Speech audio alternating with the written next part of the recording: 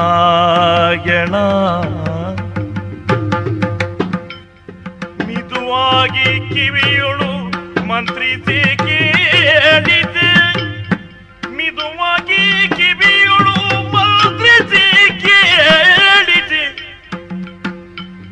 ಮುದದಿಂದ ಸಾಗಿ ಸದ್ಗತಿಗೆ ನಾರಾಯಣ ಕಿವಿಯೊಳು ಕೇಳಿದೆ, ಮುದದಿಂದ ಸಾಗಿ ಸದ್ಗತಿಗೆ ಸದಗತಿ ತಾರಕ ಮಂತ್ರ ಅರುಗೆ ನಾರಾಯಣ ಕೇಳಿ ಸದಗತಿ